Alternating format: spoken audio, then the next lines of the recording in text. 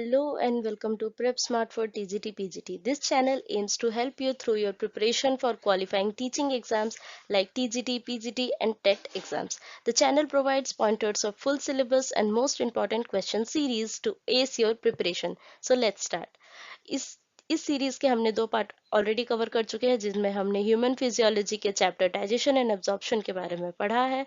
First part आप follow कर सकते हैं एलिमेंट्री कैनाल के ऑर्गन्स को जानने के लिए एंड सेकेंड पार्ट में हमने डाइजेस्टिव ग्लैंड्स के बारे में पढ़ा है। इन दिस पार्ट हम पढ़ेंगे डाइजेशन ऑफ फूड, कौन से ऑर्गन में कौन सा बायो मैक्रो मॉलिक्यूल हमारा डिवाइड होता है, कौन से एंजाइम्स रिलेटेड होते हैं एंड कौन कौन से डिजीजेस रिलेटेड होते हैं डाइजेस्टिव सिस्टम के साथ।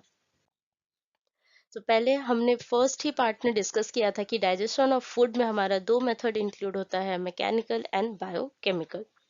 सो स्टार्ट करेंगे हम हमारे एलिमेंट्री कैनाल के first anterior opening that is mouth that is oral cavity से, जिसमें तीन फंक्शन होते हैं, इंजेशन, मैस्टिकेशन एंड डीग्लूटेशन।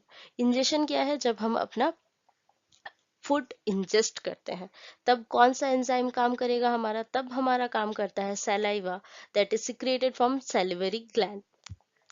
उसमें कौन सी एंजाइम प्रेजेंट होती है? एंजाइम प्रेजेंट होती है सैलिवरी एमाइलेज, जो कि हमारे पीएच 6.8 एसिडिक में काम करती है और स्टार्च को मैल्टोज में डिवाइड करती है। उसके बाद हम मैकेनिकल ब्रेकडाउन करते हैं च्यूइंग के द्वारा, उसको हम कहते हैं मैस्टिकेशन।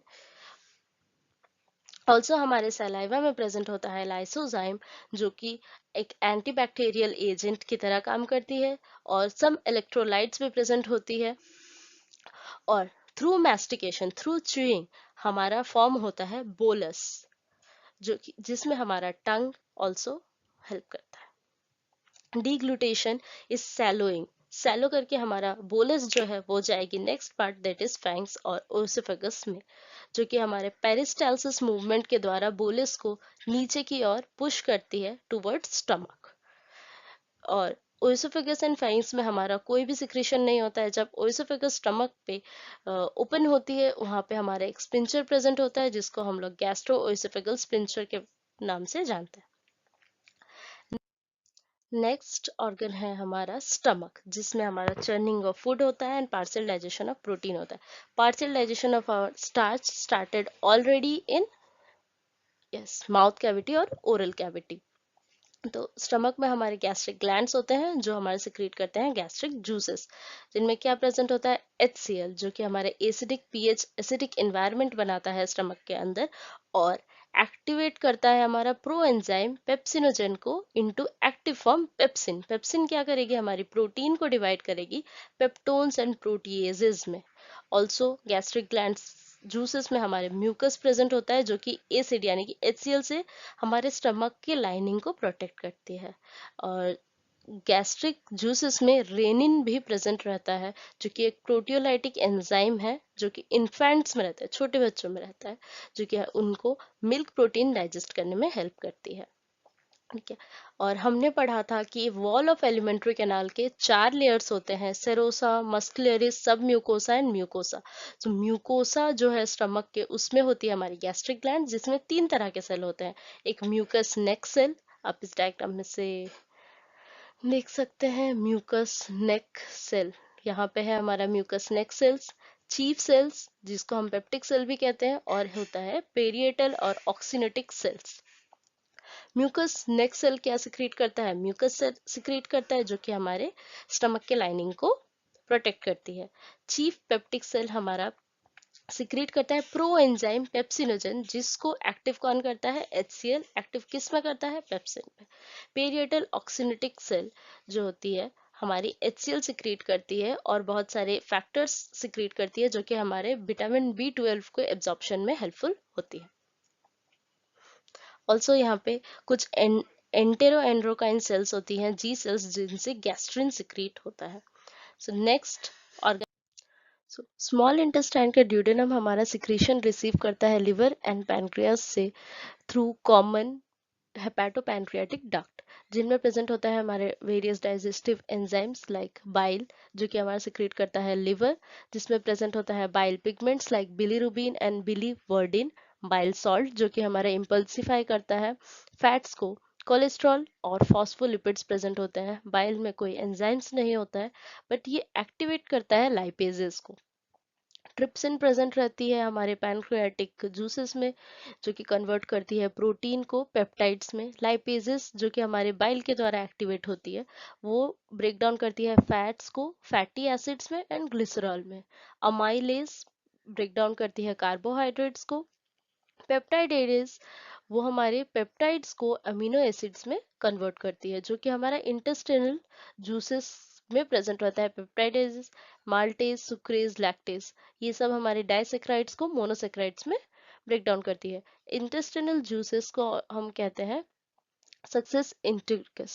कहाँ से आती है? हमारे गॉबलेट सेल्स। गॉबलेट सेल्स कहाँ रहती है? इंटेस्टिनल म्यूकोसल एपिथेलियम में जो कि म्यूकस को सिक्रीट करती है। और जो सिक्रीशन हमारे गॉबलेट सेल्स के से होता है और ब्रश बॉर्डर सेल्स से होता है वो मिलके बनती है हमारी इंटेस्टिनल जूसेस जिनमें प्रेजेंट होता है पेप्टाइडेजेस, मैल्टेज, सुक्रेज और लैक्टेज जो कि हमारे पेप्टाइड्स और डाइसैकेराइड्स के ब्रेकडाउन में हेल्प करती है। म्यूकस और बाइकार्बोनेट्स जो कि हमारे पैनक्रियास से आती है वो दोनों मिलके हमारे प्रोटेक्ट करती है इंटेस्टिनल म्यूकोसा को एसिड से और वहां पे एक एल्कलाइन मीडियम बना के रखती है जिसका पीएच होता है 7.8। सब म्यूकोसल ग्लैंड होता है एक ब्रूनर्स ग्लैंड जो कि ये फंक्शन परफॉर्म करती है। पैनक्रियाटिक जूसेस में सम इनएक्टिव एंजाइम्स रहते हैं जैसे trypsinogen, chymotrypsinogen, pro carboxy peptidase, amylases, lipases, nucleases ये सब सारे इनएक्टिव फॉर्म में रहते हैं जो कि एक्टिवेट किए जाते हैं बाय ट्रिप्सिनोजन को हम एक्टिवेट करते हैं एंटेरोकाइनेज एक एंजाइम है इसके द्वारा जो कि सिक्रीट होता है इंटेस्टिनल म्यूकोसा से। ट्रिप्सिनोजन एक्टिव होके बनता है ट्रिप्सिन जो कि हमारे प्रोटीन को पेप्टाइड में डिवाइड करती है। ट्रिप्सिन बाकी सारे inactive enzymes like chymotrypsinogen, procarboxy peptidases, amylases, lipases, nucleases को एक्टिव करती है। नेक्स्ट है स्मॉल इंटेस्टाइन का जेजुनम एंड इलियम पोर्शन जो कि हमारे एब्जॉर्प्शन में हेल्प करता है ऑफ न्यूट्रिएंट्स। कोई सिक्रीशन नहीं है। Monosaccharides, amino acids, fatty acids, glycerols इन सबको एब्जॉर्ब करती है through villi into blood and lymph vessels. Large intestine absorption of water and electrolytes कराती है। इनमें भी कोई एडिशनल सिक्रेशंस नहीं होती है और फीकस का फॉर्मेशन होता है जो कि एक अनडाइजेस्टेड मटेरियल कॉम्पैक्ट फॉर्म में रहती है। Rectum and anus helps in the function of defecation और excretion of our waste products. इनमें भी कोई सिक्रीशन नहीं रहता है और हेल्प करती है elimination of faeces through anus. Next यहाँ हम देख सकते हैं how the biomacromolecules are divided into their simpler forms through various enzymes and in various organs. इस एसोफेगस में हमारा सैलिवरी अमाइलेज प्रेजेंट होता है जो कि स्टार्च से माल्टोस डिवाइड करके फॉर्म करती है। स्टमक में हमारा प्रोटीएजेस प्रेजेंट रहता है जो कि प्रोटीन को पॉलीपेप्टाइड्स में डिवाइड करती है। स्टमक के एसिड्स यानी कि HCl होता है जो कि केमिकल डाइजेशन करता है। लिवर और गॉल ब्लैडर से हमारा बाइल सॉल्ट आता है जो कि इम्पल्सिफिकेशन करता है हमारा फैट्स यानी लिपिड्स का। पैनक्रियाज में हमारा अमाइलेज पैनक्रियाज से हमारा अमाइलेज सिक्रीट होता है जो कि हमारा स्टार्च को डाइजेस्ट करती है मैल्टोज में। लाइपेज प्रेजेंट रहता है ट्राइग्लिसराइड्स को डिवाइड करती है फैटी एसिड्स एंड ग्लिसरॉल में। एंडोपेप्टाइडेजेस रहती है जो कि पेप्टाइड्स को अमीनो एसिड्स में तोड़ती है। न्यूक्लियेज रहती है जो कि डीएनए और आरएनए को न्यूक्लियोसाइड्स में तोड़ती है। बाइकार्बोनेट आयंस रहती है जो कि न्यूट्रलाइज करती है स्टमक के एसिड को किसके साथ? म्यूकस के साथ मिलकर। स्मॉल इंटेस्टाइन में से हमारी सिक्रीट होती है some membrane bound enzymes like maltase, amylase etcetera, sucrase, lactase etcetera. इस पोर्शन में हम देख सकते हैं कैसे हमारा कार्बोहाइड्रेट डाइजेस्ट होता है, protein, nucleic acid and fat digestion. Fat digestion में क्या होती है? ट्राइग्लिसराइड पैनक्रियाटिक लाइपेज से डिवाइड होकर बनती है हमारे फैटी एसिड्स, मोनोग्लिसराइड्स और ग्लिसरॉल। न्यूक्लिक एसिड डाइजेशन में डीएनए और RNA that is deoxyribonucleic acid और राइबोन्यूक्लिक एसिड हमारा डिवाइड होता है पैनक्रियाटिक न्यूक्लियजेस से न्यूक्लियोटाइड्स में एंड देन न्यूक्लियोटाइडेज से वो न्यूक्लियोसाइड्स में डिवाइड होती है और with the help of some phosphatases वो नाइट्रोजनस बेसिस और सुगर फॉस्फेट्स में डिवाइड हो जाती है। Protein digestion. प्रोटीन पेप्सिन के द्वारा तोड़ा जाता है स्मॉल पॉलीपेप्टाइड्स में। फिर पैनक्रियाटिक ट्रिप्सिन जो कि एंड काइमोट्रिप्सिन जो कि हमारे ट्रिप्सिनोजेन, इनएक्टिव ट्रिप्सिनोजेन एंड काइमोट्रिप्सिनोजेन से बना है। पैनक्रियाटिक ट्रिप्सिन एंड काइमोट्रिप्सिन हमारी तोड़ती है स्मॉल पॉलीपेप्टाइड्स को स्मॉलर पॉलीपेप्टाइड्स में, उसको पैनक्रियाटिक कार्बोक्सी पेप्टाइडेजेस तोड़ती है स्मॉल पेप्टाइड्स में या तो डायरेक्ट अमीनो एसिड्स में। स्मॉल पेप्टाइड्स को अमीनो पेप्टाइडेजेस तोड़ती है अमीनो एसिड्स में। Then comes to carbohydrate digestion. Oral cavity में एसोफेगस में हमारा सैलिवरी अमाइलेज काम करता है, जिसमें वो पॉलीसेक्राइड्स या डाइसेक्राइड्स को स्मॉलर पॉलीसेक्राइड्स या डाइसेक्राइड्स को मैल्टोज में कन्वर्ट करती है। स्टमक में हमारा कार्बोहाइड्रेट का डाइजेशन उतना नहीं देखा जाता है, जबकि स्मॉल इंटेस्टाइन्स में कुछ एंजाइम्स पैनक्रियाटिक एमाइलेजेस स्मॉलर पॉलीसेक्राइड्स को डाइसेक्राइड्स में तोड़ती है।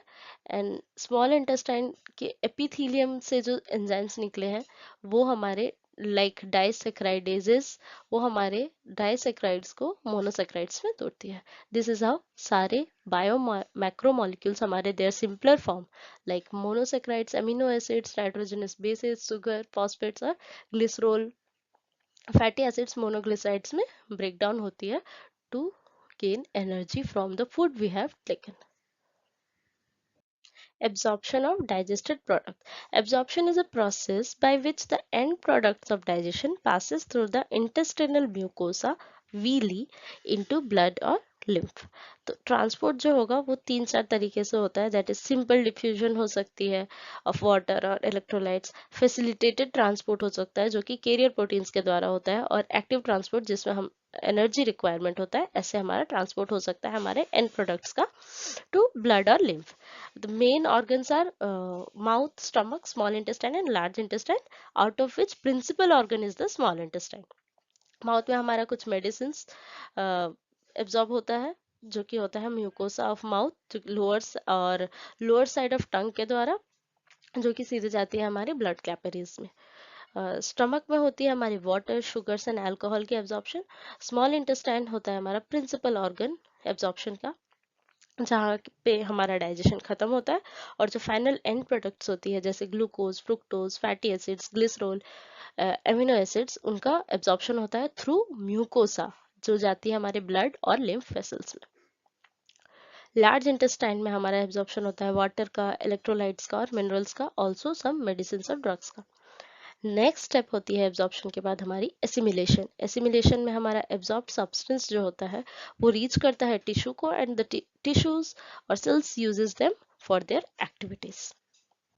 सो अभी हम देखेंगे डिसऑर्डर्स ऑफ डाइजेस्टिव सिस्टम, जिसमें सबसे पहला है इन्फ्लेमेशन ऑफ इंटेस्टिनल ट्रैक, जो हो सकता है हमारा बैक्टीरिया या वायरल इन्फेक्शन के द्वारा, या तो पैरासाइट्स ऑफ इंटेस्टाइन से, जैसे parasites like tape worm, round worm, hook worm, pin worm और थ्रेड वॉर्म। नेक्स्ट है जॉन्डिस, जो इफेक्ट करती है लिवर को, जिसकी वजह से स्किन और आइज हमारी येलो हो जाती है due to bile pigments. Next है वॉमिटिंग, जिसका अर्थ है ejection of stomach content through mouth, और this is caused after the feeling of nausea. और जो इसका रिफ्लेक्स होता है वॉमिटिंग का, वो हमारा कंट्रोल होता है, एक वॉमिट सेंटर होता है हमारे मेड्यूला ऑफ ब्रेन में। नेक्स्ट है इन डाइजेशन, इसका कॉज होता है inadequate enzyme secretion, anxiety, food poisoning या ओवर ईटिंग या spicy food. Next is constipation, जिसमें फीसेस हमारी जो होती है वो रेक्टम में ही रिटेन हो जाती है, और बॉवल मूवमेंट जो हमारा इरेगुलर रहता है। नेक्स्ट है डायरिया, जो कि हमारी abnormal frequency of bowel movement होती है और increased in liquidity of faecal discharge होता है, जिसकी वजह से हमारा एब्जॉर्प्शन ऑफ फूड रिड्यूस हो जाता है। So here we end our chapter digestion and absorption, and in the next videos we will be covering the next chapters, breathing and exchange of gases, which is the next chapter of the human physiology. If you like the video, do like the video, share and subscribe to the channel.